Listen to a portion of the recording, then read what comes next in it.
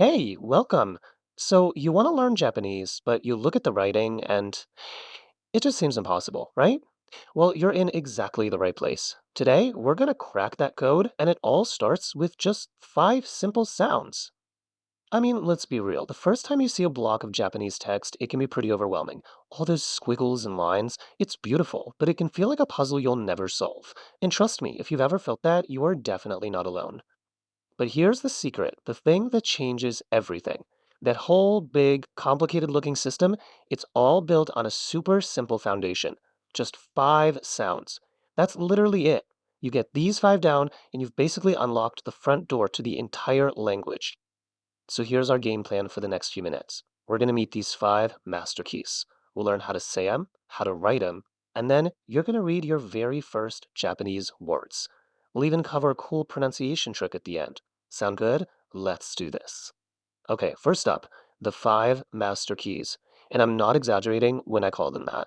These aren't just characters. They are the absolute DNA of every single sound you will ever make in Japanese. And here's why that matters so much.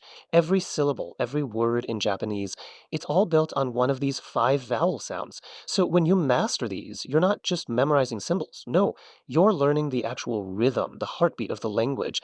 It's a huge deal. All right, you ready? Time to actually make some sounds. We're going to tackle the first three vowels right now. And I really mean it when I say you should try saying these out loud with me. It makes a world of difference. Our very first character is ah. This one makes the sound ah. Think about when a doctor tells you to open your mouth and say ah, or the in the word father. The trick is to just drop your jaw and let your lips relax completely. Go on, try it now. Ah, nice and open. And to write it, it's just three simple strokes. First, a line straight across, then one down with a little hook, and you finish it with this nice big curve on the right. Okay, let's move on to our second vowel, E. This is a short, sharp E sound.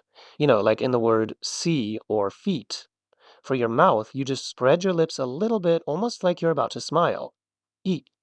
And writing this one is about as easy as it gets. Seriously, it's just two little strokes. A curved line down on the left, and a slightly shorter one next to it on the right.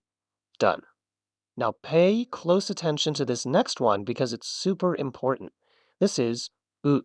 It sounds a lot like the oo in moon, but, and this is the part you have to remember, you do not round your lips like we do in English. Keep them relaxed. It's a much flatter sound. Oo. It's going to feel a little weird at first, but nailing this one is a total game changer for your accent. Writing oo is another simple two-parter. You start with a little tick mark at the top, and then you draw one big flowing curve right underneath it. Awesome! You've already got three of the five down. You're doing great. Let's keep that momentum going and knock out the last two right now. So next up, we have eh. And this sound should be super familiar. It's the sound you hear in words like get or bed. Nice and simple. Eh. To write it, you start with that little tick at the top, kind of like the last one we did. And then it's just one continuous stroke that kind of looks like a zigzag or a Z. It has a really nice flow once you get the hang of it. And here we are, our fifth and final master key. O. This is the O sound, like in the word go. The key here is to keep the lip rounding really gentle and light. We tend to purse our lips tightly in English, but in Japanese, it's a much softer O. And writing this one has three little parts. You start with a horizontal line, then you draw a vertical line down that turns into a big loop. And to finish it all off, you just put a little dash over on the right side. And that's it. You did it. You've learned the sounds and the shapes for all five of the fundamental vowels. So, now for the fun part, the payoff. Let's actually use this knowledge right now. So, I gotta ask, with just those five characters we learned in the last few minutes, do you think you're ready to read real, actual Japanese words? The answer is yes, 100%. Let me prove it to you. Okay, just look at this. These are real words, and you have all the tools you need to read them. Let's go through them. First one, a, e, ai, ai. That means love. Next up, I, e, ie, ie. That's the word for house.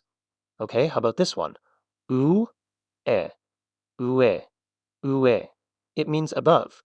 Then we have a, o, ao, ao. That's the color blue.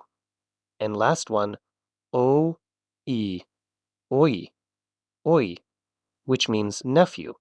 Seriously, take a second. Let that sink in.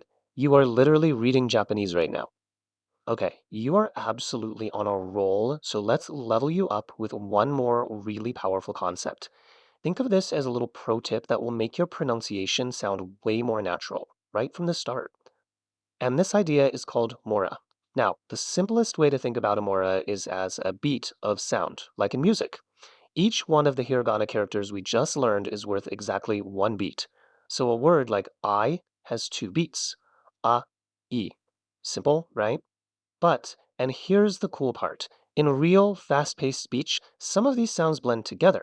So when you see an followed by an I, you don't actually say I as two separate sounds. Instead, it just smooths out into one long sound that you hold for two beats. The same exact thing happens when you see o followed by u. It's not o u, it just becomes a long o sound. Getting this down is a huge step toward sounding really authentic. So let's just step back and look at what you did. In just a few minutes, you learned the five core sounds of the entire Japanese language. You learned how to write them, and you read your first actual words. You went from looking at something that seemed impossible to actually doing it. This isn't the end of a lesson, it's the very start of your journey. You now have the five master keys in your hand. So the only question is, what are you going to unlock next? Please follow us to learn better Japanese.